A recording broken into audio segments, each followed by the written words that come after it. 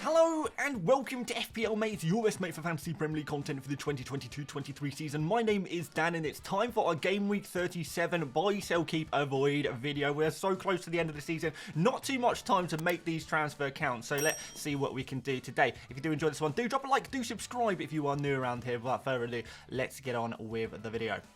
Okay, so buys are players you probably don't have but should consider bringing in. Sells are players you probably have but should consider removing. Keeps are players you might be thinking about removing. I think you should keep them. And avoids are players that are pretty hyped up right now, but I think they are potential traps that maybe should be avoided. 2 players in each category. Let's start off with some buys.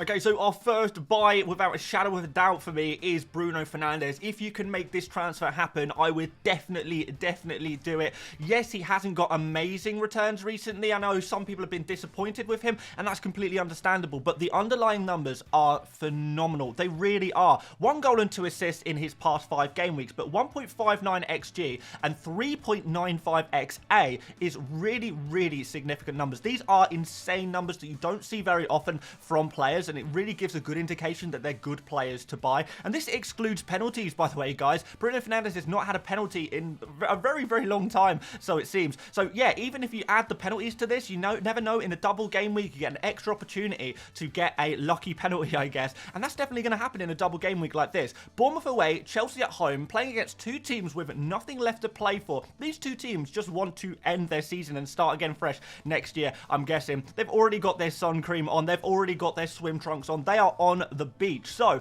I am thinking that not just this game week but the following game week as well, going to be a really nice opportunity for Bruno Fernandes, with the numbers that he's putting up at the moment, to just go nuts. We've seen it before. Bruno Fernandes has been a bit of a double game week treat in the past, and I think we're going to have another real opportunity for him this game week. He's also predicted the highest points in game week 37 according to the Fantasy Football Hub AI algorithm thingy, so that's a pretty good sign. It predicted more points than Erling Haaland in this game week, so potentially even a captain option for you as well.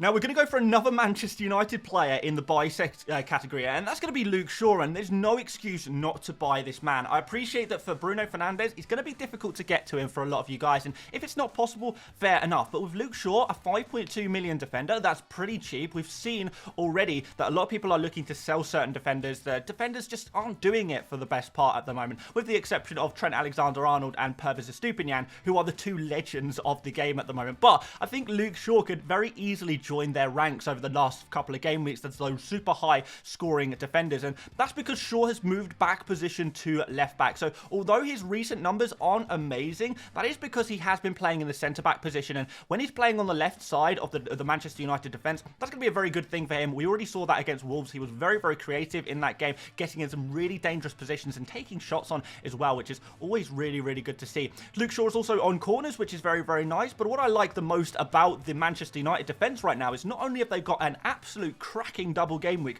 they're also a team that is actually keeping clean sheets at the moment. And there's not too many teams in the Premier League right now that are showing any sort of consistency with keeping clean sheets. So Manchester United are definitely going to give you a little benefit there. I think clean sheets are coming not just this game week, but next game week as well. And I do also think that Luke Shaw, back on the left-hand side of defence, is going to offer that little bit extra creativity, taking those extra shots on, and that could lead to the mega haul. So, yes, I like Fernandes, but I appreciate he's difficult to get to. Luke Shaw, there's no reason to not have him in your FPL team for Game Week 37. Solly March is unfortunately a sell once again this week. I know there's a few injured players this week, and I do want to talk about them briefly in this video. I've tried to kind of squeeze some of the other injured players into conversation a little bit, but with Martinelli, we're not exactly 100% sure how significant his injury is. It doesn't look too bad on the face of it. We're going to find out some more information about Martinelli's injury very shortly in the week, I guess. We've got Rashford. We don't know the full extent of his injury as well, but Solly March, we pretty much know that he's not going to play in the Southampton game, and that is the good fixture for Brighton. And you look at these 2 fixtures, the Southampton game in particular, this is a team that is already relegated. They have nothing to play for. They've pretty much given up. They're looking in a really sorry state at the moment, unfortunately. And we have seen some really nice form from Brighton. So we do want to capitalise on this and go for 3 Brighton players. Triple Brighton is a really nice combo to go for. I know a lot of you guys are going to be looking to get McAllister or Kaoru Mitoma in, but I also really like Enciso. If you can manage to get Enciso as your your Solly March replacement. I know technically they're in different positions, but if you can take maybe a -4 and upgrade March to Bruno Fernandes and then downgrade one of your forwards to Enciso, I really like that combination, because it does look like Enciso has replaced March in that Brighton starting 11. So yeah, double game week now against a relegated Southampton team, and the second game against Man City. Man City could have won the Premier League by that point and might be looking to rest a few players ahead of the FA Cup, and who knows, maybe even the Champions League final. I'm recording this on Tuesday before the game, so I don't know what the result is going to be between Real Madrid and Man City, but it's a very good chance that this might be the game, the second game in Game Week 37, when Man City actually decide to rotate their players and we can go for some other Brighton players. But certainly Solly March not going to be available for the first game. I really doubt he's going to be available for the second game either, and even Game Week 38 may come too soon for him. Could be a season-ending injury for Solly March, unfortunately, so we are going to want to move him on and go for some different Brighton assets. Ollie Watkins is also, unfortunately, a sell, and I do think that this Liverpool game is perhaps a little bit tough, because Liverpool have been an improved defence recently, since they've kind of changed systems a little bit, with kind of playing the Man City defensive kind of situation in many ways, kind of Robertson playing as a bit more of a centre-back, and Trent playing as a bit more of a midfielder, I guess, and that's going to make a little bit of a difference, and it already has, and we may see that this Liverpool fixture is going to be another difficult game to score goals in, which I can't believe I'm saying. Liverpool have been a woeful defence recently, but they seem to be coming back a little bit, don't they? So yes, therefore, Ollie Watkins is going to be a sell ahead of two difficult fixtures to finish off their season, and in addition to that, Ollie Watkins is just not putting up the same numbers as he was before. I know he was kind of the centrepiece of everything Aston Villa was doing previously, but it's just not happening anymore. Even his assist that he got recently in Game Week 36, you know, it was kind of winning a free kick. It's not really a real clear sign that more FPL returns are coming. 1.26 expected goals is, you know, it sounds fine, but over the course of 5 game weeks, it's really not very much, to be fair. So yeah, his numbers have significantly dropped. He hasn't got those same elite numbers as he had before that was therefore converting into goals. He's got difficult fixtures, means it's pretty obvious to sell Ollie Watkins this week. And if you're looking to sell another striker, maybe Tony is another player who I'd be selling, just because of that potential injury problem there as well. In terms of those forward replacements, like I said, Enciso I really like as a forward to go for at the moment, but if we're looking elsewhere, it is a little bit difficult to identify the best forwards to go for this week. So I don't think this is going to be too much of a week for forwards, other than Erling Haaland, Harry Kane obviously, and Enciso I like, and maybe taking a punt on one of the Newcastle forwards as well against Leicester. If you can get the right Newcastle forward against Leicester, that could be really powerful and, you know, make a real difference at this stage of the season. But for Ollie Watkins, not really worth playing, not really worth having in your squad, and therefore to me is a sell. Now is where we get controversial, and we're going to start the controversy off with Marcus Rashford. So I'm going to say keep, but I don't want you to jump to conclusions quite yet. Please do hear me out before you say, keep Rashford, Dan, you are an absolute lunatic. Yeah, well, that's probably true, but I do have some decent reasoning for this. I just feel like it's too early to make this transfer in the week. So right at this exact moment, as I record this video, I think you should keep Rashford. And the reason why I'm putting this in this video is, one, because I wanted to talk about the Rashford situation at some point during this week, and I thought this might be the best opportunity to have a little bit of discussion around Rashford. But two, because already 300,000 people have sold Marcus Rashford. They have gone super early on their transfers, and I feel like this week, more than any other week in the entire season, is a week to hold your transfers to the last minute. You know, we've got so much information to come. We'll find out about Martinelli's injury. We'll find out about Rashford's injury. We'll find out about Man City and how they kind of set up against Real Madrid. Will they make it through to the final of the Champions League? We've got the Newcastle-Brighton game to still play. And we've got so much information that we are going to get between now and the deadline, I guess. So to make a sale on Rashford at this exact moment, to me, it sounds absolutely ludicrous. It sounds crazy. It's too much. I don't like it at all. And if Rashford is available and he is fully fit for this Bournemouth game, then you are going to want him in your team. You're going to want to have this player. So therefore, don't sell Rashford until you know he is out for certain. Judging by the comments last week, it seemed like there was a chance Rashford will be available for Game Week 36, and therefore Game Week 37 a week later, surely there is a really good chance of Rashford being available. There's, you know, you've got to at least acknowledge that there's a chance that Rashford is going to be available, and I think we want that news. However, if Rashford is unavailable, there are a couple of replacements that I really like, and we spoke about this at length in our strategy stream we did last night, so do go check that out if you want the full lowdown. but I'm definitely liking the look of Mahrez and Antony as my favourite Rashford replacements, but I would also put Ilkay Gundogan in there as well as a potential replacement. But these players come with their pluses and their minuses, and there are a few other suggestions as well. But like I say, do go check out the strategy stream if you want to get a more thorough, kind of detailed list of players that I like for a Rashford replacement if we need it. But for today, we got to keep him. I would also keep John Stones. I know he's missed the last couple of games, and I know there's probably going to be rotation in the Man City team, but what I do feel that in this Man City team, it is really going to be difficult to find the nailed-on players for these two games in this game week, because we do get this idea that there's going to be heavy rotation after Man City win the league, right? Really.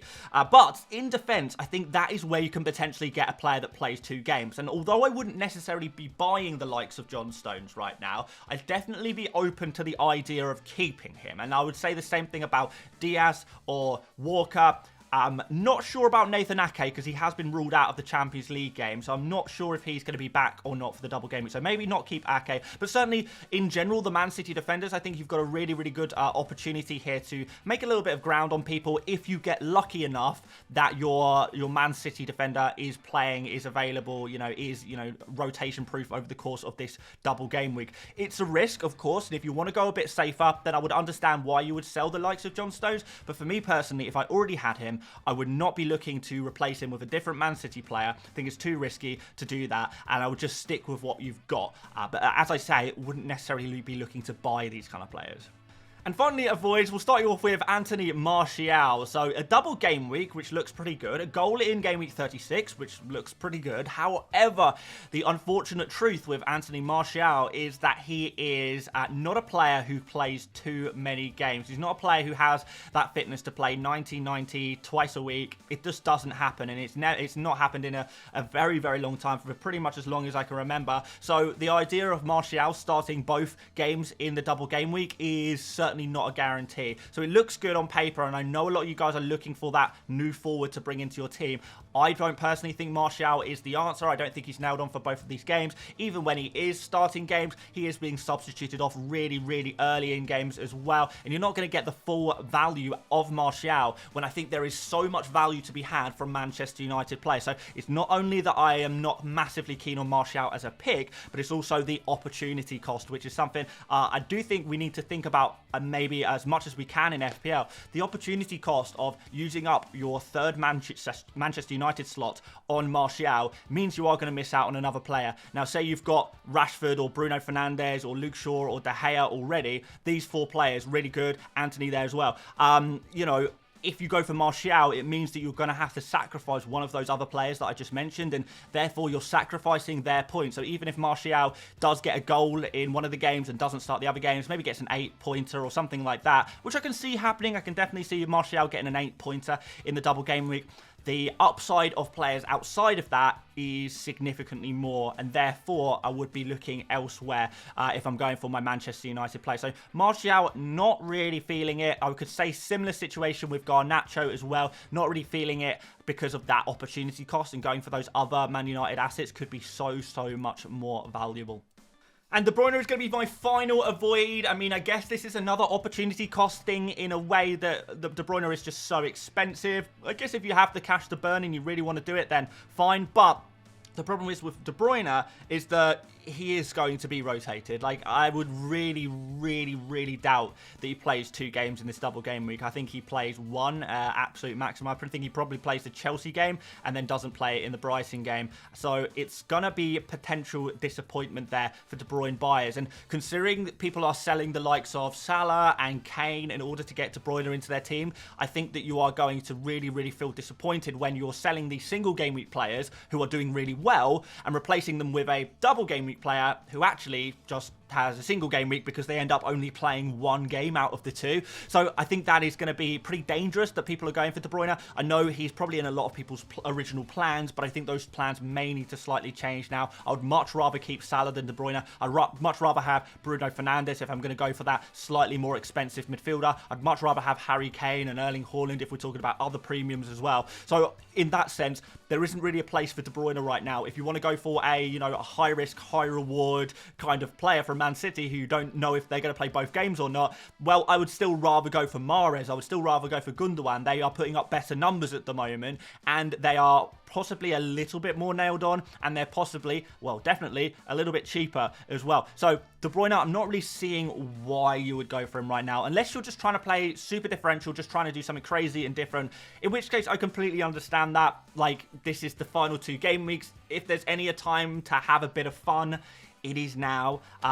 If you can have fun at this stage of the game, I appreciate we're at the stressful end of the season. But yeah, I still think that De Bruyne is not a player that I would want to go for personally, specifically when we consider alternatives and who we might be selling in order to get De Bruyne. If you already have De Bruyne, however, I would be looking to keep him for this game week. But would I be looking to buy him? Kind of like most Man City players, not this week. In conclusion, guys, I do think there needs to be a lot of focus on Manchester United and Brighton. They have both teams have fantastic double game weeks, really, really strong positive fixtures there, and they are both teams who have a lot to play for still trying to nail down those European places. So we're talking about big teams with great players, great FPL assets at good prices, playing against pretty easy fixtures in a double game week. It's a no-brainer that we want to triple up on United, triple up on Brighton, and try and get the right Brighton and Manchester United players for this game week as well. So that's what I'd be looking to do. Manchester City players are kind of all over the place. A lot of them are going to be don't buy, don't sell kind of players. And if you really want to take a differential and you really want to go crazy and take a punt on a Man City kind of midfielder or maybe Alvarez in the forward slot, then I completely understand it. But, you know, you do it at your own risk, don't you? Thanks so much for watching, guys. If you did enjoy, please do drop a like, do subscribe if you are new around here as well. We're going to move around content slightly this week just because we have got that Newcastle versus Brighton game still to come at this game week. So just going to wait until that game passes before we do the team selection video. But before that, we'll try and load up on some of the regular content and maybe add an extra video this week as well. So yeah, a few treats this week. Hopefully you do enjoy that. But until then, thank you so much for watching once again, and I will see you later, mates. Bye-bye.